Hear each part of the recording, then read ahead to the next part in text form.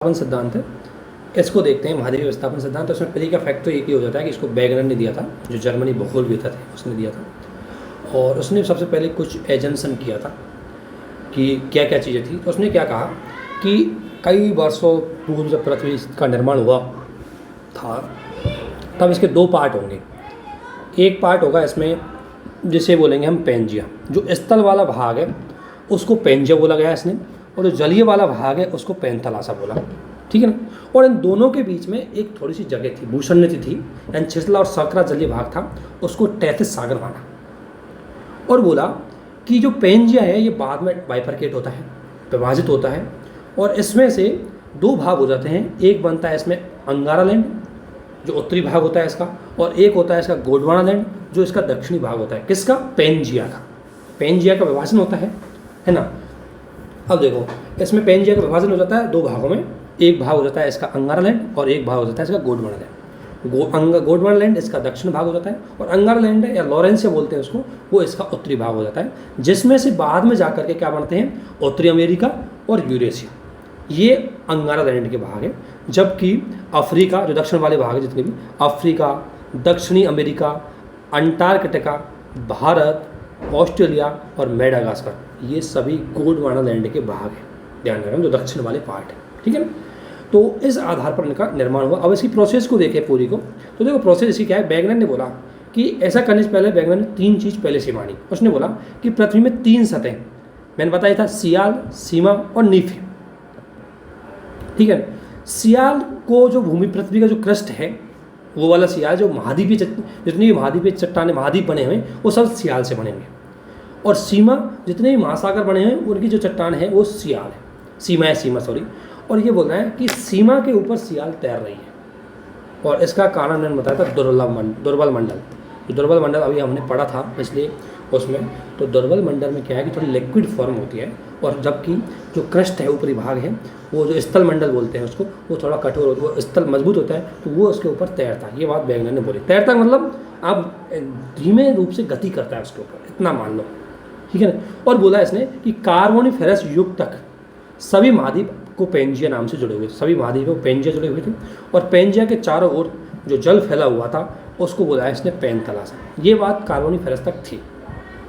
उसके बाद इन्हीं मान्यताओं को आधार पर इन्होंने, वेगनर ने अपना सिद्धांत दिया। और वेगनर क्या कहता है कि कार्बोनिफेरस काल के बाद, या कार्बोनिफेरस के जो कार्बोनिफेरस काल है उसमें पेंजिया का विखंडित हुआ और दो भागों में बट गया। मैंने बताया था अभी, गोंडवाना लैंड जो इसका दक्षिण भाग था, अंगारा लैंड जो इसका उत्तरी भाग था, ये बढ़ गया।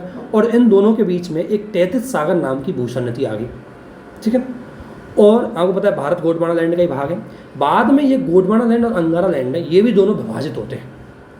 ये दोनों विभाजित होकर के कई महाद्वीप और क्षेत्रों में क्या चले जाते हैं, अलग अलग टूट जाते हैं, तो अलग अलग महाद्वीपों में चले जाते हैं। इनकी दिशा विस्थापन, मतलब आपको पता है गति कर रहे हैं। क्यों गति कर रहे हैं? क्योंकि जो सियाल है, सियाल, सीमा और नीपे, जिसमें जो सीमा है वो नीचे है, वो थोड़ा द्रव फॉर्म में, और जो सियाल है उसके ऊपर वो तैरती है, तो वो सियाल गति करेगी। तो उस तरीके से क्या गति करते हुए इनकी दिशा दो तरह की, किधर गति करेंगी? दो ओर से गति करेंगी। एक तो इनके विस्थापन की मुख्य दिशा, एक तो पश्चिम रहेगी इनकी दिशा, और एक उत्तर। यानी अगर कोई चीज़ टूटी है तो या तो इधर जाएगी या इधर जाएगी। ये चीज़ इसने बोले, उत्तर की ओर होगी ये दो। अब इसने बोला कि पश्चिम और उत्तर की ओर क्यों जाएंगी, इसके लिए इसने दो चीज़ बताया। एक तो बोला कि उत्तर की ओर जाने के लिए ध्रुवीय आप्लावन, यानी ध्रुव है उनका एक आप्लावन बल लगता है, उसकी बल की वजह से वो उत्तर की ओर खींच रहे थे। जबकि पश्चिम की ओर जाने का कारण था चंद्रमा का ज्वारी बल, क्योंकि चंद्रमा है वो अपना ज्वारी बल लगाता है, और उसकी वजह से उसकी जो दिशा है, आपको पता है चंद्रमा जो गति करता है वो इसके पूर्व से पश्चिम की ओर गति करता है। किसके? पृथ्वी के। जबकि पृथ्वी सूर्य की करती है पश्चिम से पूर्व की ओर गति करती है। तो चंद्रमा जब पूर्व से पश्चिम की ओर गति करेगा तो ज्वारी बल पश्चिम से लगेगा, तो इसलिए पश्चिम की ओर खींच लेती है। ये चीज़ इसने बोली है। अब ये कितनी ऑथेंटिक है ये बात तो हम बाद में देखेंगे, लेकिन दो बल बताए इसने, ये बलों का ध्यान रखना। ये एक तो ध्रुवीय आप्लावन बल और एक चंद्रमा का ज्वारी। और इस सिद्धांत के बाद बोला कि लगभग इतने मिलियन वर्ष पूर्व भारत है वो अफ्रीका से अलग हुआ। ध्यान रखना, भारत का अलग कहाँ से हुआ? अफ्रीका से अलग हुआ। और भारत जैसे मान लो ये अफ्रीका है ना, ये अफ्रीका है, यहाँ मेडागास्कर है, और यहाँ से भारत अलग होता हुआ ऐसे चला गया, ऐसे। तो भारत अलग होकर के उत्तर की ओर इसकी दिशा में आ गया। और जब भारत अलग हुआ, इसमें से बाद में ये इधर ऑस्ट्रेलिया अलग हो गया, और बोला कि भारत ऑस्ट्रेलिया अलग हो गए तो बीच में ये एरिया है जो जल का क्षेत्र बचा, इससे बोला कि हिंद महासागर का निर्माण हुआ। ठीक है ना। वहीं ठीक इसी प्रकार अफ्रीका से दक्षिणी अमेरिका इसके पश्चिम में चला गया, तो जुआरी बल की वजह से गया। और जो यूरोशिया है, यूरोप है, उसमें से उत्तरी अमेरिका है वो पश्चिम में चला गया। और इन दोनों के बीच में जो एरिया बच गया, ये हो गया नॉर्थ अमेरिका और ये हो गया साउथ अमेरिका, और इधर हो गया यूरोप और नीचे हो गया अफ्रीका। इन दोनों के बीच में जो एरिया है ये वाला, ये अटलांटिक महासागर का निर्माण हुआ। ठीक है ना। इसके बाद इसने बोला कि अफ्रीका से जो अरब प्रायद्वीप है वो अलग होकर के चला गया उत्तर की ओर, तो अफ्रीका और अरब प्रायद्वीप के बीच में लाल सागर का निर्माण हो गया। इस तरीके से वेगनर ने बोला कि टर्सरी युग आया, तब तक ये महाद्वीप अपने वर्तमान युग में आ गए। ये वेगनर ने इस चीज़ को बताया। इस तरीके से वेगनर ने अपने महाद्वीपीय सिद्धांत दिया। जैसे आपको इस चित्र में दिख रहा होगा, एक चित्र है जिसमें दिख रहा होगा, देखो कि देखो इस तरीके से महाद्वीप वो बोलते हैं कि ये पूरा भाग है ये वाला, जैसे पहले ये है, ये पूरा इसमें जुड़ा हुआ था ये वाला। ठीक है ना। तो इसमें अगर आप देखोगे, एक मिनट, इसमें जैसे ये चित्र में आपको दिख रहा है, तो इसमें यह क्या हुआ था, ये महाद्वीप विस्थापन सिद्धांत के अंदर क्या कहते हैं कि जो पहले ये पूरा भाग है ये वाला, आप देखोगे ये वाला, ये वाला, ये वाला, ये वाला, ये पूरा है, ये पूरा तो था कौन सा, अंगारा लैंड, नहीं गोंडवाना लैंड, और ऊपर वाला बना अंगारा लैंड। ये अंगारा लैंड था और ये गोंडवाना लैंड था। इसका बाइफर्केट होता है, और बाइफर्केशन आपने देखा होगा किस तरीके से है। ये अफ्रीका है, इस अफ्रीका के इस भाग से भारत टूट करके उधर चला जाता है, और ये मेडागास्कर इधर चला जाता है और ऑस्ट्रेलिया इधर चला जाता है। इससे हो जाता है हिंद महासागर का निर्माण। ठीक है ना। इसी प्रकार बाद में इस अफ्रीका से इधर वाला जो साउथ अफ्रीका ये इधर चला जाता है, और यूरोप से नॉर्थ अमेरिका इधर चला जाता है, अफ्रीका से साउथ अमेरिका इधर चला जाता है इधर, और ये तो इससे बोला है कि इससे अटलांटिक महासागर का निर्माण हुआ। और बाद में ये अफ्रीका से अलग होकर के अरब प्रायद्वीप चला जाता है, तो ये रेड सागर है, इसका निर्माण हुआ। इस प्रकार से है पूरे महाद्वीप में इनका निर्माण हुआ था। इसने ये बात बोली गई। इसके साथ एक चीज़ और बात हुई कि जब ये प्रूफ देता है अपना, तो प्रूफ में ये बोलता है कि देखो, प्रूफ में इन्होंने ये बताया कि प्रूफ क्या है। तो प्रूफ में इसने बोला कि एक तो आप इस हिस्से को जिक्सा फिक्स बोला इसने, इस हिस्से को और इस हिस्से को अगर इन दोनों को मिला गया तो सेट हो जाएंगे दोनों, तो इससे अनुमान लगाया जाता है कि पहले इसी भाग का हिस्सा रहा होगा। ठीक है। दूसरा बात क्या बोला ये कि अगर आप इन अफ्रीका के इस क्षेत्र में चट्टानों का निर्माण, चट्टानों का जो स्ट्रक्चर देखोगे, संरचना देखोगे, और अब दक्षिण अमेरिका के क्षेत्र में अगर स्ट्रक्चर को देखोगे इस क्षेत्र में, तो आपको क्या है, ये क्षेत्र में ये चट्टानों का जो संगठन है, चट्टानों के जो गुण धर्म है वो समान पाए जाते हैं, अर्थात ये पहले एक रहा होगा। इसके अलावा इसने एक चीज़ और सिद्धांत दिए कि भारत में, अफ्रीका में और टिलाइट्स पाए जाते हैं। टिलाइट्स का मतलब क्या होते हैं, वो मतलब बर्फ़ के टीले, छोटे छोटे वो बर्फ़ की चट्टानें होती है वो। तो अब आप बताओ कि भारत वाला एरिया, अफ्रीका वाला एरिया, ये तो उष्णकटिबंधीय क्षेत्र में, और उष्णकटिबंधीय क्षेत्र में तो कभी बर्फ़ हो ही नहीं सकती। इसका मतलब पहले ये क्षेत्र कहीं और जगह थी, और ये गति होते होते इस अवस्था में आए। इस आधार पर वेगनर ने अपने सिद्धांत को प्रूव करने की कोशिश की, और वेगनर ने ये सिद्ध, ऐसे बोलते हैं महाद्वीपीय विस्थापन का सिद्धांत, ध्यान रखना। और इसमें दो बल उन्होंने बोला, एक तो ध्रुवीय उत्प्लावन बल और एक है चंद्रमा का ज्वारीय बल। लेकिन अब देखो इसकी आलोचना होती है कि चंद्रमा का ज्वारीय बल में क्या इतनी क्षमता थी कि इतनी गति करवा दी, क्या ध्रुवीय उत्प्लावन है वो इतनी तेज़ वाला था कि उसने उसको उत्तर में खींच के ले गया। तीसरी बात कि ये जो विभाजन है ये कार्बोनिफेरस काल में ही क्यों हुआ, इसका जवाब वेगनर साहब नहीं दे पाए, इसलिए इसमें भी कई चीज़ें नहीं मानी जाती कि सही है या नहीं है। लेकिन फिर भी काफ़ी हद तक वेगनर का ये सिद्धांत है, काफ़ी लॉजिकल लगता भी है। इसका मतलब ये नहीं कि लॉजिक नहीं है, क्योंकि इसने काफ़ी प्रूफ भी इसमें दिए, आप देख सकते हो। जैसे अगर आपको देखना है ये, जैसे अगर आप भारत की स्थिति देखो, भारत को अगर आपने देखा है तो ये जैसे ये वाला एरिया, आपने गुजरात वाले एरिया को देखोगे थोड़ा सा, तो इसको अगर इससे मिलाओगे ना मेडागास्कर वाले एरिया से फिट करता हुआ दिखाई देगा। फिर अगर अफ्रीका को इसको देखोगे तो इसमें एल में फिट करता हुआ दिखाई देगा, और अगर इस नॉर्थ अमेरिका को चले जाएंगे तो ये इसमें फिट हुआ दिखाई देगा। तो इसका मतलब अनुमान तो सही लगता है कि कोई टाइम पर ये दोनों एक रहे होंगे। तो इस तरीके से, लेकिन हमें पढ़ने के लिए इन चीज़ों को ध्यान रखना है वेगनर ने क्या क्या बोला है। बस इस तरीके से वेगनर ने अपने महाद्वीपीय सिद्धांत दिया था। तो ये चीज़ हो गई। इसके बाद कुछ भूगर्भीय हलचलें उनको देखते हैं हम। तो भूगर्भीय हलचलों को स्रोत के आधार पर, बल के स्रोत के आधार पर बांटे तो दो प्रकार के होते हैं, एक आंतरिक शक्तियों से उत्पन्न होने वाले और एक बाह्य शक्तियों से उत्पन्न होने वाले। भूगर्भिक हलचल का मतलब है पृथ्वी के जो इसके समतल बनाने में और इसको इम्बैलेंस करने में, मतलब ऊंच नीचा करने में और समतल बनाने में जो पृथ्वी की आंतरिक जो प्रोसेस और बाह्य प्रोसेस है उसकी जो भूमिका होती है वो महत्वपूर्ण होती है। तो इसमें हम देखेंगे, और उससे पृथ्वी की जो स्थिति है वो बैलेंस और डिसबैलेंस बनी रहती है। तो इसमें देखेंगे सबसे पहले स्रोत के आधार पर। तो स्रोत के आधार पर इसमें देखें तो एक तो होता है आंतरिक शक्तियों से उत्पन्न होने वाले बल और एक होता है बाह्य शक्तियों से उत्पन्न होने वाले बल। क्योंकि इस पृथ्वी के भूषण चलन में बल काम करते हैं, तो बल दो आधारों पर देखेंगे हम, एक तो आंतरिक शक्तियों से उत्पन्न होने वाले बल और एक बाह्य शक्तियों से उत्पन्न होने वाले बल। इसमें होता है इनको बोलते हैं अंतर्जात बल, इनको बोलते हैं बाह्यजात बल। विषम मूलक बल इसलिए बोलते हैं क्योंकि पृथ्वी के आंतरिक शक्तियों से उत्पन्न होने वाले जो बल है वो पृथ्वी में ऊंच नीच खड़ी कर देते हैं, मतलब उसको कहीं पहाड़ बना देंगे, कहीं गड्ढा बना देंगे, इस तरीके से। तो इसलिए ये पृथ्वी के बैलेंस को डिसबैलेंस कर देते हैं, मतलब उसके आकार को मतलब क्या कर देते हैं, ऊंच नीचे कर देते हैं, उसके समतल को तोड़ देते हैं, जबकि ये उनमें समतल करने में काम आते हैं। अब कैसे काम आते हैं बताऊँगा। जैसे समतल कैसे, भूकंप है, ज्वालामुखी है, ये क्या है, सभी अंतर्जात वाले, ठीक है ना। तो इनसे क्या है, भूकंप से या तो चट्टान या भूस्खलन है, या तो चट्टाने नीचे चली गई धस के, या ज्वालामुखी से किसी पर्वत का निर्माण हो गया, या कोई पठार का निर्माण हो गया। जबकि इससे क्या है कि विषमता हो गई पृथ्वी पर, ऊंच नीच कहीं ऐसे हो गई। वहीं दूसरी ओर जो समतल मूलक बल है, इसमें क्या करते हैं, ये इसको समतल करने में कैसे काम करेंगे। जैसे ये पठार बना दिया एक प्रोसेस के अंतर्गत, और इधर बना दिया एक गड्ढा, गड्ढा मतलब कोई समुद्र या महासागर या कोई गहरा जगह बना दी। अब ये समतल कैसे होंगे, तो समतल करने में ये प्रोसेस काम करेगी। अनच्छदन का मतलब चट्टाने तोड़ेंगे, फिर उसको बहा करके ला करके इस खड्डे में आकर जमा देंगे, तो इस तरीके से इस खड्डे का संतुलन कर देंगे। इसलिए ये समता मूलक जो बल है, ये पृथ्वी को जो सतह है उसको समतल बनाने में महत्वपूर्ण भूमिका निभाते हैं। इसलिए इनको विषम मूलक बल और सममूलक बल बोलते हैं। तीव्रता के आधार पर अगर इनको बांटें, किसको, अंतर्जात बलों को, क्योंकि ये हमने अभी पढ़ी लिए, इनको एक बार और देख लेंगे अनाच्छदन अपक्षय अपर्दन क्या होता है। लेकिन तीव्रता के आधार पर अगर हम देखें इनको विषम मूलक बल को, तो इसमें कम तीव्रता वाले और अधिक तीव्रता वाले। कम तीव्रता वाले बोलेंगे तो इनको बोलेंगे पटल विरूपण बल।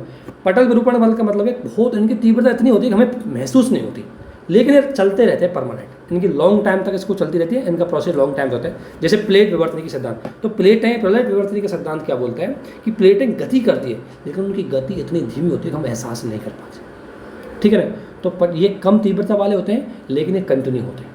अधिक तीव्रता वाले जो होते तो आकस्मिक है, हमें महसूस होते हैं, लेकिन प्रभाव बहुत कम टाइम के लिए होता है। जैसे भूकंप आएगा, मुश्किल से 1 मिनट से भी कम टाइम में। ज्वालामुखी होगा तो कम टाइम के लिए होगा, लेकिन एक झटका ऐसा दे देगा कि हमें फील हो जाए।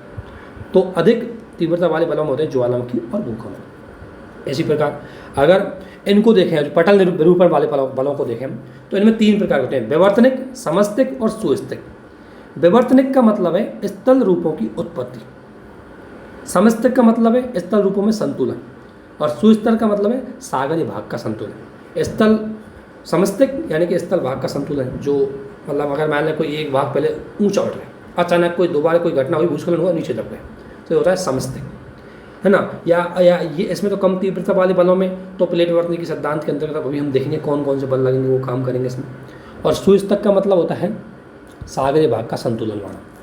अब ये विवर्तनिक बल है, इनको भी दिशा के आधार पर डिवाइड कर दिया गया है। ये जैसे ये एक तो ऊर्ध्वाधर बल जो ऊपर या नीचे को लगने वाले बल होते हैं, और एक होते हैं क्षैतिज बल जो मतलब एक दूसरे के समांतर क्षेत्रांतर लगने वाले बल होते हैं, उनको बोलते हैं क्षैतिज बल। जैसे ऐसे ये तो लगेंगे ऐसे या ऐसे, ठीक है, और ये लगेंगे ऐसे या ऐसे, ऊर्ध्वाधर बल ऐसे लगेंगे। अब देखो ऊर्ध्वाधर बलों से इनको महादेशजनक बल क्यों बोलते हैं, तो क्यों बोलते हैं, क्योंकि ये जो महाद्वीपीय वाले क्षेत्र हैं या समुद्री वाले क्षेत्र हैं, इसमें क्या करेंगे, ये 2 तरह से बल लगाएंगे। एक बल होगा ऊपर की ओर और एक होता है नीचे की बल। ऊपर की ओर बल लगाने में अगर ऊपर की ओर बल लगाया इसका मतलब ऊपर कोई भाग उठ गया होगा, तो भूमि का ऊपर की ओर उठता हुआ भाग है उसको बोलते हैं उत्थान, यानी कोई पर्वत का निर्माण हो गया, पठार का निर्माण होगा, कुछ भी हो जाए, ठीक है ना। और निर्गमन यानी कि उसी निर्गमन का मतलब है समुद्र के भाग का ऊपर की ओर उठना, वो निर्गमन कहलाएगा। तो ऊपर की ओर उठेगा तो 2 भाग उठेंगे, तो स्थल भाग उठेगा तो उसको बोलेंगे उत्थान, और जलीय भाग उठेगा तो उसको बोलेंगे निर्गमन। ये थोड़ी टेक्निकल चीज़ है, लेकिन आपको समझ नहीं, फिर इनको आगे हम देखते जाएंगे। और नीचे की ओर 2 बल लगते हैं, अवतलन यानी कि भूमि का नीचे की ओर धस जाना, और निमज्जन यानी कि जो भूमि का सागरीय भाग है उसका नीचे की ओर धस जाना। तो ये जो बल होते हैं, इनसे मुख्य रूप से क्या होता है कि महादेश और महासागर प्रथम स्तर की स्थलाकृति का निर्माण है, इससे वो है महादेश जनक बल से। इसके बाद पर्वत निर्माणकारी बल जिसे हम बोलते हैं क्षैतिज बल, इनसे मुख्य रूप से पर्वतों का निर्माण हुआ है। महादेश यानी महाद्वीप और महासागर, इनका निर्माण हुआ है किससे? इस महादेश जनक बल से। यानी कौन सी प्रोसेस के माध्यम से? ऊर्ध्वाधर प्रोसेस के माध्यम से। जब ये बल ऊर्ध्वाधर दिशा में लगे तो इनसे महादेश और महासागर का निर्माण हुआ। महादेश का मतलब महाद्वीप। और पर्वत और घाटियों का निर्माण है वो मुख्य रूप से ये क्षैतिज दिशा में जो बल लगा है इनसे हुआ है, जिसमें आप देख सकोगे तो पर्वत निर्माणकारी बल देखें तो इसमें 2 बल होते हैं, एक होता है संपीड़नात्मक बल और एक होता है तनाव मूलक बल। संपीड़नात्मक बल की अगर आप बात करोगे तो इसमें ये अपनी ओर अभिकेंद्रित बोल सकते हैं हम इसको, इसमें अभिकरण होगा, यानी कि एक तरह से अपनी ओर आएंगे ये। तो जैसे मान लीजिए कोई चट्टान है, ये कोई चट्टान है, ठीक है ना, इसी चट्टान का एक ही हिस्सा है, इसी चट्टान का ये वाला भाग इधर बल लगाने लगा और ये इधर लगाने वाला, अपनी ओर लगा जिन्होंने अभिकेंद्र बल।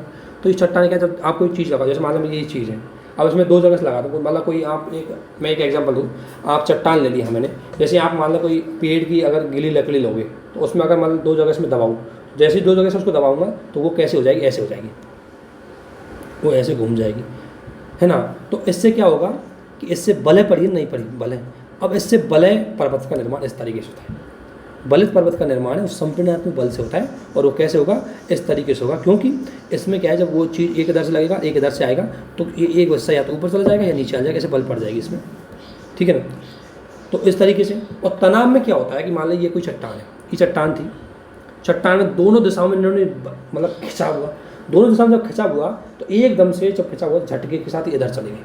अब झटके के साथ जैसे इधर चली गई है तो ये वाला एरिया तो हो गया ऊंचा, आप देख सकते हो, और ये वाला भी ऊंचा होगा, लेकिन इसमें जो नीचे वाला ये हिस्सा है ये हो गया घाटी। तो ये ऊंचे वाले हिस्से हैं ये बन गए क्या? पर्वत, और नीचे वाले जो हिस्से हैं ये बन गए घाटी। ऊंचे वाले हिस्सों को बोलते हैं भ्रंश पर्वत या ब्लॉक पर्वत, और नीचे वाली जो घाटी है इनको बोलेंगे भ्रंश घाटी।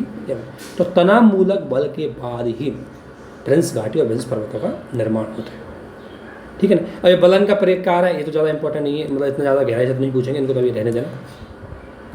इसके यही बात है कि जब संपीड़नात्मक बल की अधिकता के कारण जब बहुत लगता है तो वो खुद ही जो उसमें जो ग्रीवा का निर्माण हो जाता है, ग्रीवा का निर्माण हो जाता है तो उन्हें नेफ्रे बोलते हैं हम। तो ध्यान रखना ये कैसे लगेगा, ऐसे अगर 2 चट्टान ऐसे आ रही है तो इस तरीके से इनका निर्माण होगा। और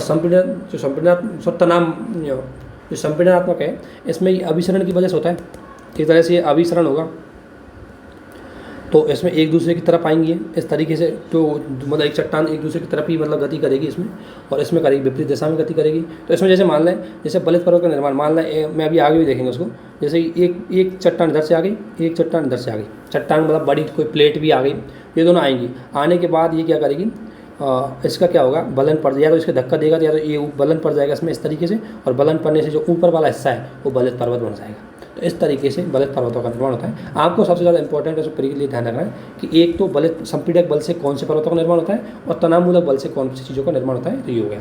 और यही मैंने इसमें कहानी लिखी है। और संपीड़क बल में जैसे क्या है, जैसे कोई ये चट्टान है, तो इस तरीके से संपीड़क बल में क्या है, जैसे ये चट्टान जा रही है और चट्टान में बल पड़ा, ये मतलब चट्टान ऐसा होगी, ऐसा होगी थोड़ी सी, इसमें जब इसमें दोनों की तरफ में मतलब बल पड़ा, एक दूसरे की तरफ आई है, मतलब इसका ये वाला कोने ने इसमें बल दिया, इसमें दबाव दिया, तो इस तरीके से इसकी आकृति होगी। अब इस तरीके की आकृति होगी, इनको बोले, अब इस तरीके की आकृति वाले मतलब ये टूट गया, ये इधर वाला ऐसा टूट गया, तो ये क्या हो गया, ग्रीवा खंड। ये पूरा ग्रीवा था, इसका हिस्सा टूट गया, ग्रीवा खंड। अब इसमें वैसे कि मान लें टूट के ये हिस्सा अगर मान लें ऐसे आगे चला गया, जैसे मान लें अगर टूट के जैसे देखा, ये जैसे ये था ना, बलित पड़ा, ये पड़ा, इसके बाद टूट गया, ये ग्रीवा खंड हो गई। अब इसमें ग्रीवा खंड में अगर उसी जगह है, अगर यहीं पर है, तब तो इसको बोलेंगे उसी जगह पर रहता है, तो इसको बोलते हैं हम यथास्थिक या स्थानिक ग्रीवाखंड। और अगर मान लें गति करके ये वाला हिस्सा इधर चला गया, ये इधर चला गया, तो इसको बोलते हैं हम व्युत्क्रम भ्रंश, है ना। तो इनका विस्थापन हो जाता है तो इनको व्युत्क्रम भ्रंश बोलते हैं। तो जो अब कश्मीर या अल्मोड़ा में जो देखते हैं तो आपको पता है हिमालय भी एक बलित पर्वत है, उसका भी निर्माण इसी तरीके से हुआ, तो वहाँ बहुत नीफरे बन गए, तो वो कश्मीर में पाए जाते हैं इस तरीके से। तनावमूलक में देख लिया, जैसे मान लें जैसे ये लेखा इस चित्र में देखोगे आप, तो ये ऐसे कोई चट्टान थी, ठीक है ना, ये चट्टान थी, इसमें से इसने इधर बल लगाया, इधर लगाया, तो ए वाला पार्ट तो चला गया इधर और सी वाला पार्ट चला गया था, तो जो दोनों इधर खिसक गए तो बी वाला नीचे आ गया। तो बी वाला नीचे आ गया तो क्या हो गया, इधर एक पर्वत का निर्माण हो गया, इधर भी एक पर्वत का निर्माण हो गया, और नीचे घाटी बन गई, इसको बोलेंगे भ्रंश घाटी या ग्रेवन घाटी या रिफ्ट घाटी, ठीक है। तो ब्लैक फॉरेस्ट का उत्तरी अमेरिका का पर्वत, सियारा नेवादा का पर्वत, ये सभी क्या है, भारत का सतपुड़ा पर्वत है, ये सभी क्या है, ब्लॉक पर्वत के उदाहरण, ठीक है ना। इसके बाद प्लेट विवर्तनी की अगर हम सिद्धांत बात करें तो सबसे पहले आपको दो चीज़ ध्यान रखनी है कि प्लेटें क्या है। तो प्लेटें क्रस्ट का ऊपरी भाग होता है जो बड़ा होता है, विशाल होता है, उसको प्लेटें बोला गया है। प्लेटों के वितरण को अगर देखें तो प्लेटें मुख्य रूप से इसमें भी मैं आपको भी बता देता हूँ। प्लेटें हैं मुख्य रूप से बड़ी प्लेटें हैं वो 8 खोजी गई है, जिसमें महासागरीय महाद्वीप प्लेटें दोनों हैं 7-8 खोजी गई है, जबकि छोटी प्लेटें बहुत खोजी गई है। महाद्वीपीय और महासागरीय प्लेटों को देख लेना, महाद्वीपीय प्लेट और महासागरीय प्लेट। देखो महाद्वीपीय प्लेटों का निर्माण होता है ग्रेनाइट से। अब देखो आप विशेषता, अगर आपने चट्टाने पढ़ी तो आप अपने आप विशेषता जाएगी। जब ग्रेनाइट से होता है तो इसका मतलब सिलिका की मात्रा ज़्यादा है, और सिलिका की मात्रा ज़्यादा है इसका मतलब ये मोटी होंगी लेकिन हल्की होंगी, ठीक है ना। और मोटी और हल्की होंगी लेकिन इनका जो लावा, अगर मान लें महाद्वीपीय चट्टानों का कोई भाग अगर नीचे जाकर के मतलब दुर्बल मंडल में जाएगा तो लावा बनेगा, वो लावा बहुत ही मजबूत गाढ़ा बनेगा और इनका जो विस्फोट होगा बहुत तेज़ गति से होगा। तो इसका मतलब ये ग्रेनाइट से निर्माण है, मोटी एवं हल्की होती है, ठीक है, और सिलिका की मात्रा इनमें ज़्यादा पाई जाती है। वहीं दूसरी ओर अगर मैं महासागरीय प्लेटों की बात करूँ तो सारी बेसाल्ट से निर्मित होती है। ये बेसाल्ट से निर्मित है, इसका मतलब इनमें क्षारीय तत्व तो ज़्यादा है, ये भारी एवं पतली होती है। ये चीज़ आपको ध्यान रखनी है। जैसे एग्जाम्पल है प्रशांत महासागरीय प्लेट। तो प्लेटों में वितरण देख लिया हमने, लेकिन इन प्लेटों में गति होती है तो क्यों होती है? तो गति के कई कारण हैं। जैसे संवहनीय धारा की वजह से गति होती है। संवहनीय धारा का मतलब है, ई कोई प्लेट जा रही है, ई कोई प्लेट है, इस प्लेट के नीचे कोई गर्म धारा चली गई तो ये क्या करेगी, इसमें धीरे धीरे इसमें गर्म जाएगी, कोई चीज़ गर्म रहेगी, एक के बाद कमज़ोर होती जाएगी, प्लेट ऐसे जाती जाएगी, ऐसे जाती जाएगी, और इसके बाद इस प्लेट का क्या हो जाएगा, यहाँ से एक जगह बन जाएगी इसमें, और ये जगह बन जाएगी ज्वालामुखी के माध्यम से, ज्वालामुखी नली की क्रिया के माध्यम से ये एकदम से विस्फोट होगा। तो विस्फोट होने की वजह से ये वाला हिस्सा इधर धक्का दे जाएगा और ये वाला इधर चला जाएगा। इस प्रकार से भी इनमें गति होती है ना। इसके बाद स्लैब खिंचाव तो आपने देखा ही होगा। स्लैब खिंचाव की अगर मैं बात करूँ तो स्लैब खिंचाव संवहनीय धारा का एक उदाहरण मैंने लिखा है इसमें, और ठीक है ना। स्लैब खिंचाव की अगर मैं बात करूँ किस तरीके से होता है, स्लैब खिंचाव में ऐसे कि जैसे कोई एक वस्तु जो थोड़ी फ्लेक्सिबल है ना, और फ्लेक्सिबल वस्तु को आप एक बार खींचो, ऐसे खींचोगे, ऐसे खींचने के बाद जब उसको झटके से छोड़ेंगे तो उसमें ऊर्जा जाएगी, तो ऊर्जा जाएगी एकदम से वापस उसी स्थान पर आएगी, तो उसी स्थान पर आएगी एकदम से झटका लगेगा, तो झटका लगेगा तो बल उत्पन्न होगा उसमें, और उससे भी ये गति करती है। इस तरीके से भी ध्यान रखना है आपको, ठीक है ना। गुरुत्वाकर्षण बल और पृथ्वी की गति भी इनके संचलन में जिम्मेदार होती है। लेकिन अगर इनके संचलन को देखें, प्लेटर देख लेना, ये तो मैंने बताई दी क्या क्या होती है, इसमें देख लेना एक बार। बाकी मैं प्लेटों का आपको एक चित्र भी मतलब दे दूंगा कि बेस में सवाल आते हैं। बड़ी बड़ी प्लेटों को तो सब जानते हैं, तो इनके सवाल तो डायरेक्ट पूछ नहीं पाते, लेकिन छोटी छोटी प्लेटें उनको पूछ लेते हैं, उनकी लोकेशन खाएँ, तो वो मैं आपको अभी बता देता हूँ। तो उसके बाद उनको आप एक बार देख लेना। बहुत प्लेटें हैं जो देखो, तो इसमें जो ये प्लेटें छोटा छोटा आ जाता है इसमें, और इनको लेकर के क्वेश्चन है वो आने की संभावना रहती है, विशेषकर इनकी लोकेशन को लेकर। तो बड़ी प्लेटों का नाम मैंने बता दिया, जैसे यूरेशिया प्लेट, एक हो गई यूरेशियन प्लेट, एक हो गई उत्तरी अमेरिकन प्लेट, एक हो गई दक्षिण अमेरिकन प्लेट, है ना, एक हो गई अफ्रीकन प्लेट, ठीक है ना, ये बड़ी बड़ी है। और एक हो गई ये इंडियन ऑस्ट्रेलियन प्लेट, ठीक है ना। और एक हो गई इसमें, एक होती है ये इसमें इधर इधर देखने को मिलेगी, ये एक होती है इसमें ये आर्कटिक प्लेट हो गई, ये आर्कटिक प्लेट। तो इस तरीके से बड़ी बड़ी प्लेट है, मेजर प्लेट हैं, इनको आपको ध्यान रखना है, इनकी लोकेशन तो आपको पता ही है, ठीक है ना। इसमें सबसे दिक्कत आपको छोटी छोटी प्लेटों के बाद ध्यान रखना है। जैसे ये फिलीपींस सागर के पास हो गई फिलीपीन प्लेट, ठीक है ना। ये दक्षिणी अमेरिका की पश्चिमी तट पर हो गई क्या, नजका प्लेट, ठीक है ना। ये अटलांटिक महासागर में हो गई मध्य अटलांटिक प्लेट। कैरिबियन महासागर के पास हो गई ये कैरिबियन प्लेट। कोकस प्लेट है, ये रही कोकस प्लेट। फिर इसके बाद सेंट मेंडियस भ्रंश हो गया ये तो ये इसको एक बार सवाल पूछा, ये स्कोशिया प्लेट कहाँ पर है, ये भी आपको पता होना चाहिए। कैरोलिन प्लेट कहाँ है, ये रही कैरोलिन प्लेट। तो ये चीज़ है वो आपको एक बार ध्यान रखना है कि ये छोटी छोटी प्लेट है, ये कहीं पे आती है। अरेबियन प्लेट हो गई है, छोटी प्लेट अरेबियन प्लेट। ये एल्सूसियन खाई है, ये यहाँ पर है ना। तो ये चीज़ें, या जुआन डी फूका प्लेट, जुआन डी फूका प्लेट है वो ये रही। तो ये चीज़ है वो आपको पता होना चाहिए, क्योंकि सवाल है वो इनसे आने की संभावना होती है, छोटी छोटी प्लेटों की लोकेशन। और ध्यान रखना, ज्योग्राफी में लोकेशन याद करनी है तो उनका मैपिंग देखना। तो ये मैपिंग इसमें लग रही है, ये देख लेना ये वाली चीज़ें कहाँ पर है। तो इस मैपिंग के हिसाब से आपको दिखाई देगा अच्छे से, तो आपको इसको समझ सकते हो। तो इस तरीके से प्लेट। अब प्लेटों में जो संचरण होता है किस तरीके से होता है, 3 प्रकार का संचरण होता है इसमें। अपसारी, जिसे रचनात्मक किनारा बोलते हैं, यानी कि इसमें क्या है, प्लेटों का निर्माण, मतलब एक नई स्थलाकृति का थोड़ा निर्माण हो जाता है, इसलिए इसको रचनात्मक बोलते हैं। अभिसारी, इसमें विनाश होता है, इसलिए विनाशात्मक बोलते हैं। और एक होती है संरक्षक। जैसे अगर गति इधर की दिशा में करे, 2 प्लेट एक दूसरे की विपरीत दिशा में गति करती है तो उसे अपसारी बोलेंगे। और दोनों एक दूसरे की तरफ गति करती है तो उसको बोलेंगे अभिसारी, और एक होती है संरक्षी। अब इसमें देखते हैं हम सबसे पहले अपसारी। इसमें देखो मतलब प्लेटें क्या होती है कि मान लो एक महासागरीय प्लेट थी, ये मान लो प्रशांत महासागरीय प्लेट है ये, ठीक है ना, वो प्रशांत महासागरीय प्लेट है या अटलांटिक महासागरीय प्लेट है, कोई सी एक प्लेट रख, जैसे अटलांटिक महासागरीय प्लेट होगी या प्रशांत महासागरीय प्लेट है, कुछ भी, तो ये महासागरीय प्लेट है।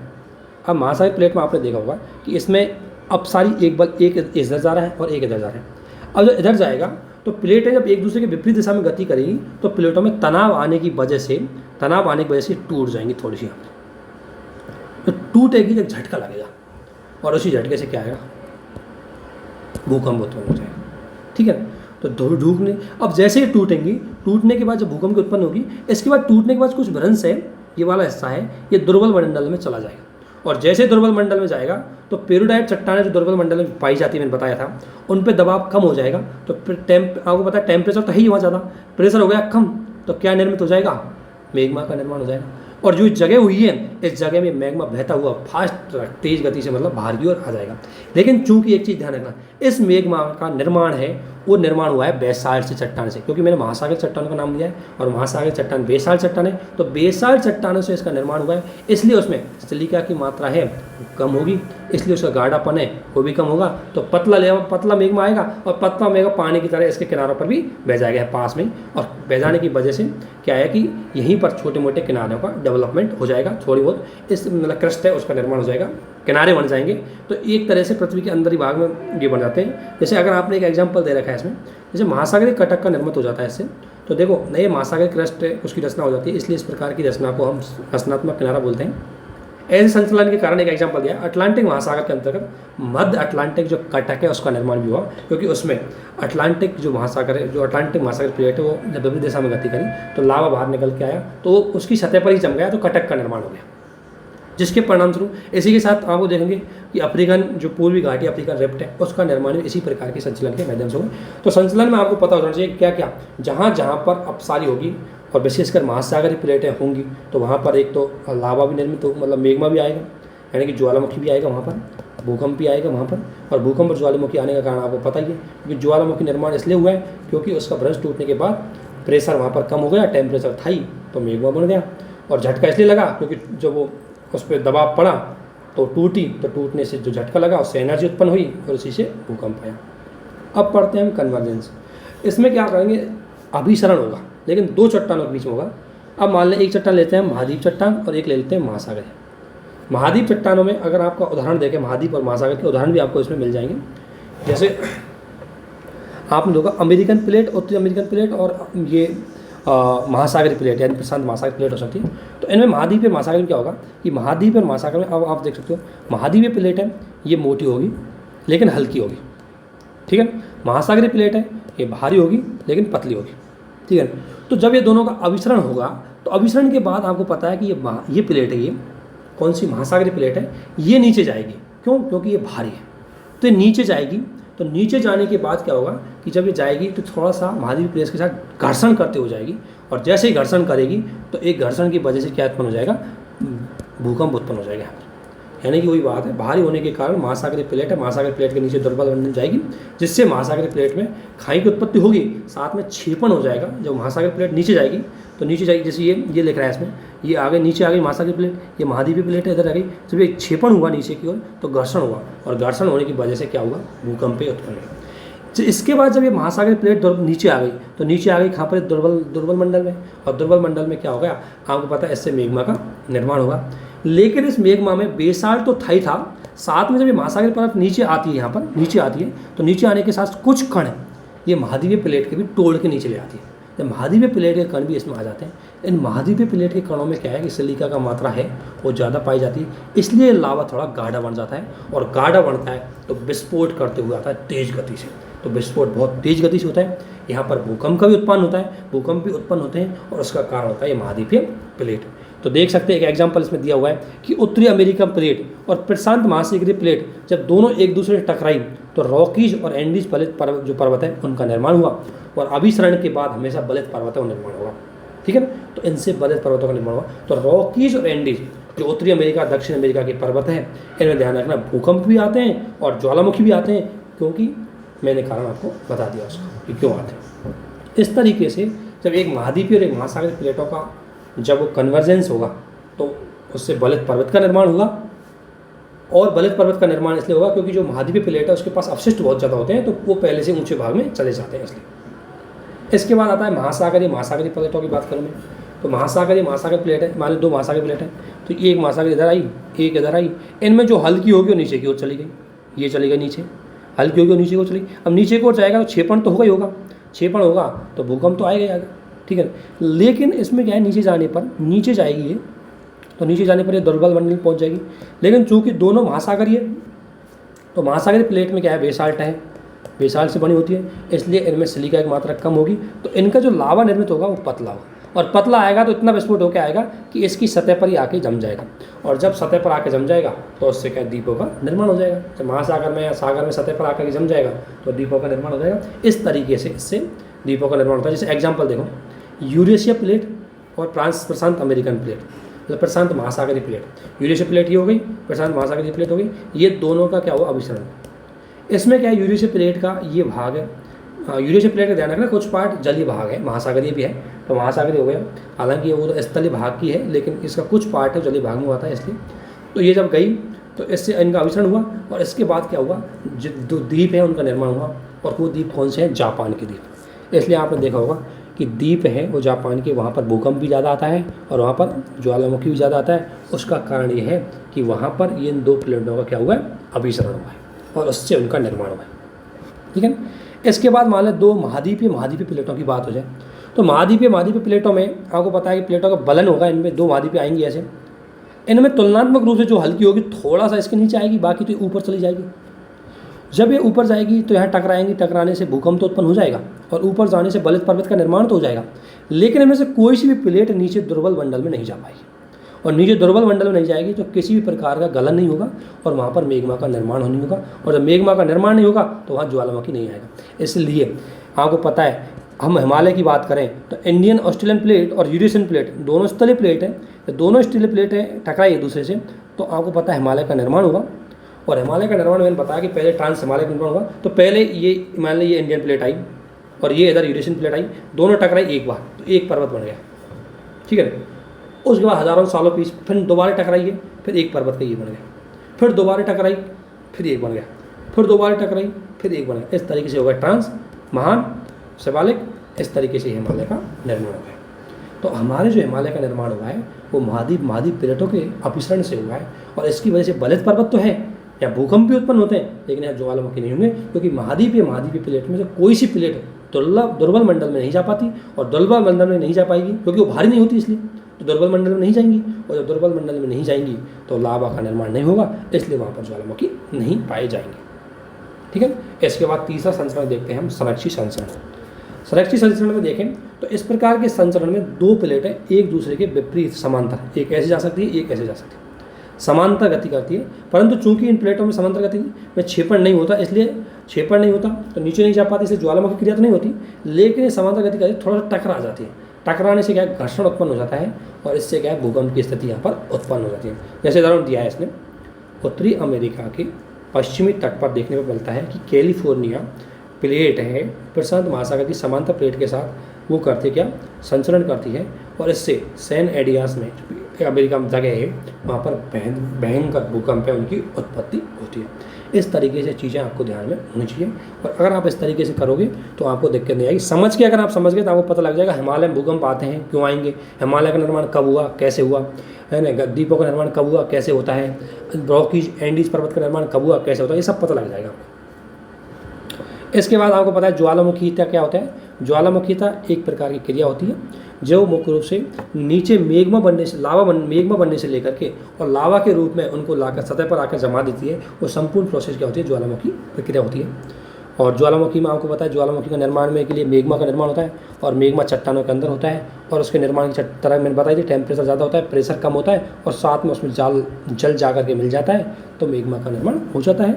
अब ये मेग्मा को आपको सक्रिय आधार पर, निष्क्रिय आधार पर, प्रसुप्त आधार पर अगर हम विभाजित करें तो सक्रिय ज्वालामुखी वो होते हैं जो ऐसे ज्वालामुखी जिनसे उद्गार निरंतर होते हैं, जैसे इटली का एटना ज्वालामुखी, स्ट्रामबोली ज्वालामुखी जो भूमध्य सागर में है, और भूमध्य सागर में हमेशा इससे लावा निकलता रहता है और लावा प्रकाशमान होता है, इसलिए भूमध्य सागर में और ज़्यादा दिखाई देता है, इसलिए इसको भूमध्य सागर का प्रकाश स्तंभ भी बोलते हैं।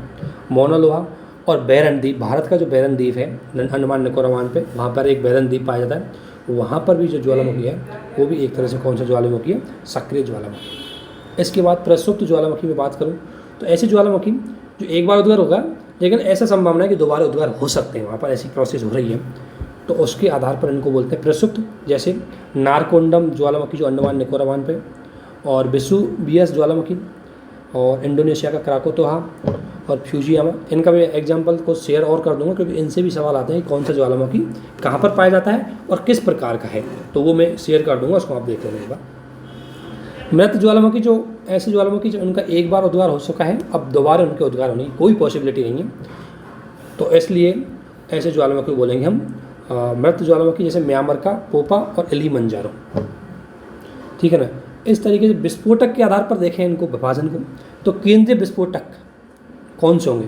केंद्रीय विस्फोटक है, मान लो ये कोई मतलब प्लेट है और इसको चीरता हुआ निकले इसके बीच में से निकले, तो कौन सा निकल सकता है? अब देखो, अगर मान लें किसी ज्वालामुखी का लावा मेग्मा है, वो अगर सिलिका मतलब बेसाल्ट से बना हुआ है, उसमें अगर पतलापन है तो पतला आदमी विस्फोट नहीं करेगा, पतला आदमी अपनी जगह बना लेगा इधर होकर निकलने की, वो इसको उसकी क्षमता इतनी नहीं होगी कि उसको विस्फोट कर सके। लेकिन जब मेग्मा गाढ़ा हो जाएगा तो इसको चीरता हुआ ऊपर की ओर आ जाएगा, तो गाढ़ा मेग्मा होता है उससे संभवतः केंद्रीय विस्फोट का उद्गार होता है ना। और शांत होता है, इससे मुख्य रूप से पतले जो लिक्विड फॉर्म में होता है मेग्मा, उस प्रकार का। शांत दरार में क्या है, इसका मान लो यहाँ मेग्मा बना तो निकल के एक इधर आ गया, एक इधर के आ गया, इसको चीर नहीं पाया, ठीक है ना। इसके अलावा हम बात करते हैं प्लेट सीमांत और एक अंत प्लेट। प्लेट सीमांत वाला ये कोई प्लेट अभी जैसे इसी के उदाहरण है, सेम ई प्लेट है, और इसके सीमांत यानी कि इसकी मेग्मा यहाँ से निकल गया इसके कोने से और एक यहाँ से निकल गया, तो उसको बोलेंगे प्लेट सीमांत। जैसे आप देखा होगा कि जो द्वीपीय चापों का निर्माण भी इसी तरीके से होता है, जैसे रॉकीज और एंडी जैसे बलित पर्वतों में ज्वालामुखी का जो उद्गार है वो इसी से होता है, किससे? प्लेट सीमांत से। इसके बाद अंत प्लेटी में बोलूँ तो इसमें ये कोई प्लेट है, इसके बीच में चीरता हुआ आता है, जैसे कि मैंने देखा केंद्रीय विस्फोटक वाला, तो वो हो गया इस तरीके से। इसे शांत दरारी में एक चीज़ और बता देता हूँ मैं। शांत दरारी का मतलब है कि इसकी जो नली है, इसकी जो दरार है, इन सतहों से भी जो निकल के आ जाता है पानी, जैसे इसके आता है लिक्विड फॉर्म में होता है, इसलिए ऐसा हो जाता है। इसके बाद इससे ज्वालामुखी से विभिन्न प्रकार की आकृतियों का निर्माण होता है। इसमें आपको आकृति पढ़नी है अणुस्तरीय और अणुस्तरीय। ये तो है पृथ्वी के आंतरिक भाग में, पृथ्वी के आंतरिक भाग में जंगमे से क्या जमेगा? मेग्मा जमेगा, और बाहर भाग में क्या जमेगा? लावा जमेगा। तो आंतरिक भाग में आप देखना, जैसे अणुस्तरीय में कौन कौन से होते हैं? लैकोपित, लोबोपित, फैकोलित और सेल, इनका नाम एक बार याद कर लेना। और अणुस्तरीय बैथोलित, स्टॉक, डाइक और बॉस, इनका होता है। इन दोनों में अंतर क्या है? अणुस्तरीय कौन सी होती है? वो आकृति जिनको क्षैतिज परतों को मोड़ देती है, यानी कि ये क्या होता है, जो क्षैतिज परत होते हैं उनको भी एक बार ऊपर नीचे कर देती है। और अणुस्तरीय जो क्षैतिज परतों को मोड़ती नहीं बल्कि उनको तोड़ भी देती है। तो ये वाली जो जितनी भी दिख रही है ये तोड़ देती है, और ये वाली जितनी भी दिख रही है मोड़ देती है, ठीक है ना। ये आकृति देख लेना, इससे आपको थोड़ा याद रहने में दिक्कत आएगी, दिक्कत नहीं आएगी, ईजिली ये याद हो जाएंगे। अब बाह्य आकृति निर्मित होती है, उसमें आपको दो है। अगर केंद्रीय विस्फोट हुआ तो उससे आपको पता है शंकुआकार आकृति निर्मित होगी, और अगर शांत है, शीत नहीं, शांत दरारी आधार पर हुआ। शांत दरारी मतलब है केंद्रीय विस्फोट का मतलब इसी नली के माध्यम से ऊपर जाना चाहिए। शांत दरारी मतलब थोड़ा सा इसके इधर चला गया, फिर इधर चला गया, इधर चला गया, इधर चला गया। तो लावा निर्मित जो जितने भी पठार होंगे उन पठारों का निर्माण है वो शांत दरारी प्रकार के ज्वालामुखी से। ये सिडर शंकु आपने देखा होगा, सिडर शंकु अत्यंत विस्फोट मतलब ऊंचा चला जाता है बहुत, इसमें द्रव की मात्रा बहुत कम होती है, और ऊंचा जब जाएगा जब वो गाढ़ा होगा, और गाढ़ा होगा तो डेफिनेटली इसमें सिलिका तो जरूर पाई जाएगी, इसलिए सिडर शंकु में सिलिका भी पाई जाती है। इसका गाढ़ा भी होता है और बहुत तेज़ गति से विस्फोट करते हुए ऊपर जाता है। परतदार में क्या है कि जैसे एक बार यहाँ हो गया, फिर दोबारा आया, दोबारा हो गया, फिर दोबारा आया, दोबारा यहाँ हो गया, तो इस तरीके से लावा और मैग्मा है उनका जमा अगर परतों के रूप में होता है, जैसे परतदार शंकु बोलते हैं। और लावा गुंबद, ये अत्यंत, इसमें भी लावा गुंबद अत्यंत गाढ़ा होता है, और गाढ़ा होकर बहुत तेज़ गति से विस्फोट करेगा, तो इसमें भी काफ़ी ऊंचा चला जाता है, जो उसकी आकृति काफ़ी ऊंची बनती है, मतलब क्योंकि विस्फोट होगा तो ऊंचा जाएगा एकदम से। पतला होगा तो सतह से धीरे धीरे निकल जाएगा, तो ज़्यादा विस्फोट नहीं होगा। और बेसिक और सील्ड जो ज्वालामुखी होते हैं इसमें लावा क्षारीय है। अब देखो क्षारीय होगा तो सिलिका की मात्रा कम है, इसका मतलब पतलापन ज़्यादा है, और पतलापन ज़्यादा होने के कारण ये दूर दूर तक फैल जाता है। फैल जैसे यहाँ से निकला लेकिन इधर फैल जाएगा, इधर फैल जाएगा, क्योंकि पतली चीज़ लिक्विड तो ज़्यादा फैलेगी, तो इसलिए ये इसकी ऊंचाई बहुत कम होती है और ये चौड़ाई ज़्यादा होती है। और परजीवी का मतलब क्या है, जैसे ये नॉर्मली एक नली है, मुख्य नली जिसे ज्वालामुखी नली बोलते हैं, उससे ये निकल के आया, लेकिन इसी नली में से 2-3 इसके बीच में से जगह हो गई और इससे भी निकल करके एक इधर बन गया, एक इधर बन गया, शंकु, तो इसे बोलते हैं परजीवी शंकु। इसके बाद आते हैं थोलाइड। देखो अगर आपने एक चीज़ देखी होगी, मैं आपको उससे एग्जाम्पल बता देता हूँ। थोलाइड क्या होते हैं, जैसे आपने देखा होगा ज्वालामुखी निकलता है तो ज्वालामुखी में से ऐसी आकृति बनती है उसके, जहाँ से वो निकलता है उसके अंदर से, और इसी में क्रेटर होता है, इसे क्रेटर बोलते हैं। और क्रेटर में अगर आपको पता है पानी भर जाए तो क्रेटर झील हो जाती है, नहीं तो क्रेटर मेग्मा हो जाएगा अगर उसमें मेग्मा भर जाएगा तो। और अगर इसमें भी और एक बार ये बन गया, फिर दोबारा अगर एक क्रेटर इधर बन जाए, एक क्रेटर बन जाए, तो इसको क्रेटर हो जाते हैं, तो इसे घोंसलादार क्रेटर बोल देते हैं। तो यही आकृति है जो इसमें निर्मित होती है इसके अंतर्गत। तो ये आपने देखा होगा, ये क्रेटर हो गया, और क्रेटर में अगर पानी भर जाए तो कॉल्डेरा झील खिलाएगा, और क्रेटर में अगर क्रेटर है तो घोंसलादार क्रेटर खेला जाएगा। इनका एग्जाम्पल जरूर ध्यान रखना। लोनार झील है भारत की, जो महाराष्ट्र में है, वो क्रेटर झील है, और क्रितोवा झील है, वो दक्षिण अमेरिका में है, इक्वाडोर में, है ना। और जो घोंसलादार क्रेटर का सबसे बेहतर उदाहरण नारकोंडम ज्वालामुखी को होता है आपके अंडमान निकोबार में वो। इसके अलावा एक चीज़ और ध्यान रखनी है कि इसमें ज्वालामुखी से गैस भी निकलती है, ठोस भी निकलती है, लावा निकलता है और पदार्थ भी निकलता है। और कौन कौन से पदार्थ निकलते हैं, ये पदार्थ निकलते हैं, और इसमें SO2 और CO2 की मात्रा बड़ी मात्रा में निकलती है, इसलिए ग्रीन हाउस गैस को बढ़ाने में ज्वालामुखी बहुत महत्वपूर्ण भूमिका निभाते हैं। इसके बाद ज्वालामुखी का प्रभाव तो आपको पता है क्या क्या होता है। देखो ज्वालामुखी से पृथ्वी के आंतरिक भाग से हमें ऊर्जा मिल जाती है। ज्वालामुखी से आपको पता है जितनी भी चट्टान आती है उसमें आपको पता है एक तो काली कपास के लिए खेती भी बढ़िया होती है, और साथ ही उन चट्टानों में बेसाल्टिक लावा का जमाव अधिक होने की वजह से वो काली उपजाऊ मृदा होती है। आग्नेय चट्टानें तो उसमें धात्विक खनिजों का निर्माण हो जाता है। इस तरीके से ज्वालामुखी कई मामलों में अच्छे भी होते हैं, कई मामलों में बुरे भी होते हैं, तो इसलिए एक बार इसको देख लेना। इसके बाद आते हैं हम भूकंप। तो भूकंप की सारी चीज़ मैंने आपको पहले ही बता दी। भूकंप में 2 चीज़ आपको देखनी है इसमें, कि भूकंप की उत्पत्ति के जो सिद्धांत है, मतलब भूकंप क्यों उत्पन्न होता है, तो कुछ इसके प्राकृतिक कारक भी जिम्मेदार हैं और कुछ इसके मानक कारक भी जिम्मेदार हैं।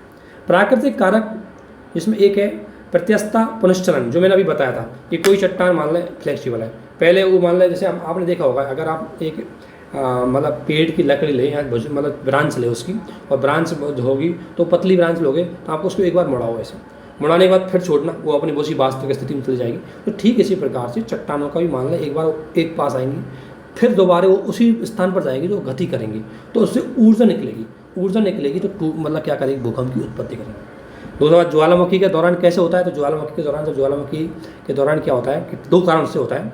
एक तो ज्वालामुखी जहाँ से मेग्मा बनता है उस जगह से जगह को खाली करके आता है, तो डिसबैलेंस हो जाती है पृथ्वी की आंतरिक चट्टानें, तो भी कम वो क्या है डिसबैलेंस में अपने आप को बैलेंस करने के लिए ऊपर नीचे चली जाती है, तो इससे भी भूकंप उत्पन्न हो सकता है। और दूसरा, जब ये मेग्मा अगर गाढ़ा हो तो चट्टान को चीरता हुआ ऊपर की ओर आएगा, चट्टान को बीच में से ऊपर आएगा तो उसको फाड़ देगा चट्टान को, तो एकदम से जब चट्टाने उसमें तोड़ेगा चट्टान को, तो चट्टान टूटेंगी तो विस्फोट हो गई, तो भूकंप उत्पन्न होगा। प्लेटवर्तिक सिद्धांत तो अभी हमने देखा ही था अवितरण अपसरण के अंतर्गत, और भूस्खलन के अंतर्गत भूस्खलन से जब चट्टान नीचे धंसेगी तो ऊर्जा उत्पन्न होगी और उससे भूकंप की स्थिति उत्पन्न होगी। और मानव निर्मित में तो ऐसी चीज़ें अपन जो करते हैं वो इनसे ज़्यादा प्रभाव नहीं पड़ता। वैसे इसमें 2 चीज़ आपको पढ़नी है, सम भूकंप रेखाएं और सह भूकंप रेखाएं। सम भूकंप रेखाओं की अगर मैं बात करूँ तो सबसे वो सम भूकंप रेखाओं की मैं बात करूँ तो वो रेखाएं जहाँ पर समान तीव्रता वाली, अगर समान तीव्रता वाले भूकंपों को मिलाने वाली जो रेखाएं हैं उनको बोलेंगे सम भूकंप, और सह भूकंप का मतलब है जो एक ही समय जहाँ भूकंप उत्पन्न हुआ है उनको मिलाने वाली रेखा सह भूकंप रेखा होती है। एक चीज़ और ध्यान रखनी, मैंने आपको 2 चीज़ बताई थी पहले, फोकस और एपिसेंटर। फोकस जहाँ सबसे पहले पृथ्वी के आंतरिक भाग में भूकंप की ऊर्जा उत्पन्न हुई, उसके आधार पर हम उसको 3 भागों में बांटते हैं कि फोकस को केंद्र कौन सा है। तो पृथ्वी छिछले भूकंप यानी कि जिनका फोकस का केंद्र पृथ्वी के सतह से लेकर के 50 किलोमीटर की गहराई तक पाया जाता है उसको बोलेंगे छिछले भूकंप। और मध्यम जिनका भूकंप फोकस है तो 50 किलोमीटर से लेकर 300 किलोमीटर तक की गहराई में पाया जाएगा तो वो होगा मतलब मध्यम भूकंप। और गहरे भूकंप जो 300 से लेकर के 700 किलोमीटर की गहराई में पाया जाएगा उसका फोकस, उसको बोलेंगे मध्यम। अब आपको पता है कि सबसे ज़्यादा पृथ्वी को कौन सा भूकंप प्रभावित करेगा, छिछले भूकंप, क्योंकि पृथ्वी की सतह के पास ही इसका केंद्र हुआ तो ऊर्जा बहुत ज़बरदस्त तरीके से ऊपर की ओर आएगी। जब भी गहराई में होगा तो ऊर्जा बहुत कम आएगी, तो कंपन भी बहुत कम होगा। इसलिए सबसे ज़्यादा खतरनाक छिछले भूकंप होते हैं। ठीक है, आपको बताएं कि इनमें सबसे ज़्यादा छिछले भूकंप हैं वो अधिक प्रभावशाली होते हैं। ठीक है ना। इसके अलावा आपको पता है भूकंप में सबसे बड़ी एक चीज़ और है कि आपको पता है भूकंप में चट्टानों, अगर कोई चट्टान बहुत ज़्यादा मजबूत है तो वहाँ कंपन थोड़ा कम लगेगा, और अगर कमज़ोर है बहुत ज़ोर से वो चट्टान टूट जाएगी तो झटका ज़्यादा लगेगा। ये मैंने बताई दी आपको, इनको आप देख लें। पहले वर्तन के माध्यम से बताई दी मैंने, ये हो गया। इसके बाद खनन के माध्यम से हुई गई, ये तो कोई चीज़ नहीं। भूकंप का प्रभाव आपको पता है क्या चीज़ होती है, ये तो आपको ऐसे। एक चीज़ और ध्यान रखना, भारत में भूकंप के जो जोन है उनको कभी कभी प्री में पूछ लेते हैं। तो भारत में भूकंप के जोनों को विभाजित कर दिया है, जैसे जोन 5। तो जोन 5 में वो क्षेत्र आते हैं जहाँ पर भूकंप की तीव्रता 9 या उससे अधिक रिएक्टर की हो, बहुत तेज़ गति की। तो जितने भी हमारे जो पर्वतीय क्षेत्र हैं उनमें इस प्रकार के भूकंप आएंगे, जैसे जम्मू कश्मीर, उत्तरी पूर्वी भाग, नॉर्थ ईस्ट है। क्योंकि क्यों आएंगे?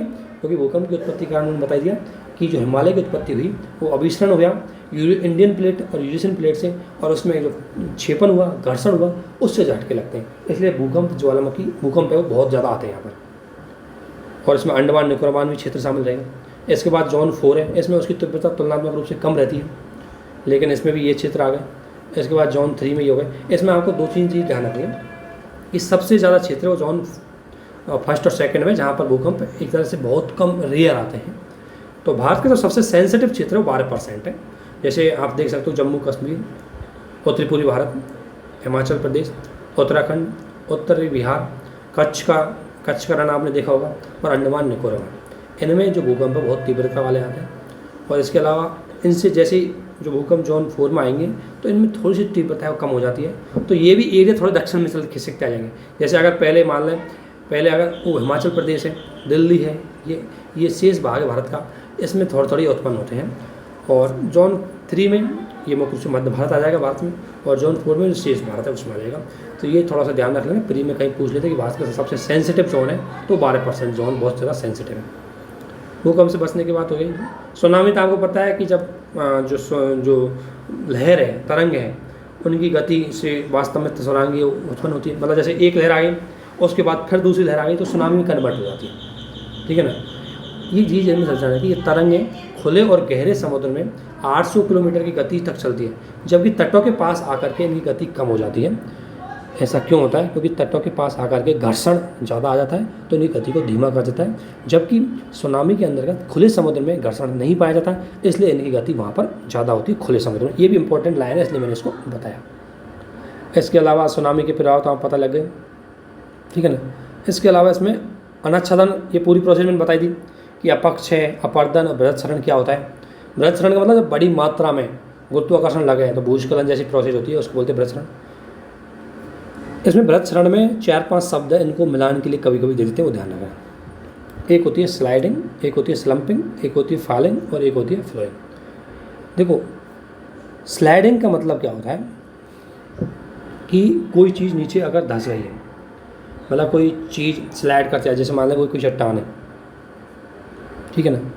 तो ये इसके अगर ये मान लें चट्टान है, ये पर्वत है, और पर्वत से चट्टान से अगर कोई चीज़ धंस जाती है, इसको टच करते हुए नीचे आती है, तो वो हो गई स्लाइडिंग। और लुढ़कने का मतलब है जैसे पत्थर फेंका आपने कोई, तो पत्थर एक बार यहाँ आएगा, उसके बाद उछल के इस यहाँ आएगा, उसके बाद उछल के यहाँ आएगा, कंटिन्यू उसको टच नहीं करते आएगा, तो ये उस सतह से दूर रहेगा। और फॉलिंग का मतलब है ये कोई चट्टान है, इसमें बिल्कुल इस सतह को टच नहीं करके डायरेक्ट नीचे आ जाएगा, ये हो जाएगा फॉलिंग। और फ्लोइंग का मतलब ये सतह पर बहती हुई चली जाएगी, तो ये हो जाएगा फ्लोइंग। इन पाँचों का अंतर ध्यान रखना। इसके अलावा आपको ये सब पूरी एक कहानी लिखी हुई है, ठीक है ना। इसके अलावा आपको पता है कि सवाल मेंस के हिसाब से है कि पश्चिमी घाट की तुलना में हिमालय वाले भाग में ज्वालामुखी या नहीं सॉरी भूस्खलन की प्रोसेस है वो हिमालय में ज़्यादा क्यों होती है। तो ये सवाल पूछ लेते हैं कभी कभी कि पश्चिमी घाट की तुलना में हिमालय में ज़्यादा भूस्खलन क्यों आते हैं। तो उसका रीज़न बता देता हूँ मैं। हिमालय एक तो सबसे नया है, तो उसकी चट्टानों का संगठन अभी कमज़ोर है, तो जल्दी से वो धंस जाती है। दूसरा, उसकी ढाल है बहुत तीव्र है, तो जल्दी सी तीव्र है तो बहुत जल्दी नीचे फास्ट गिर जाती है। तीसरी, उसमें वहाँ पर आपको पता है लोग पेड़ पौधे बहुत ज़्यादा किए हैं, अवसंरचना को डेवलपमेंट ज़्यादा किया है, तो इसकी वजह से भी वहाँ पर जो भूस्खलन है वो ज़्यादा आता है। इस तरीके से अब हमारी जियोलॉजी है वो कंप्लीट हो गई। अब आगे हम क्लाइमेटोलॉजी पे आएंगे जो बहुत ही ज़्यादा इंपॉर्टेंट थी। तो अब उसको पढ़ेंगे। और इसमें से कोई भी चीज़ अगर आपको लगे डाउट है तो पूछ सकते हो, और इसमें बीच में जो भी मैंने चित्र शेयर किए उन चित्रों को मैं आपको शेयर कर दूंगा। और यही चीज़ बहुत ज़्यादा इंपॉर्टेंट है, इसको अगर आपने समझ में पढ़ा है तो सवाल ऐसा नहीं है परीक्षा जो छूट जाए आपसे, है ना। तो वो चीज़ आपको ध्यान में रखनी है। अब इसके बाद हम जलवायु विज्ञान को पढ़ेंगे, वो भी बहुत ज़्यादा इंपॉर्टेंट होती है। ओके, धन्यवाद, थैंक यू।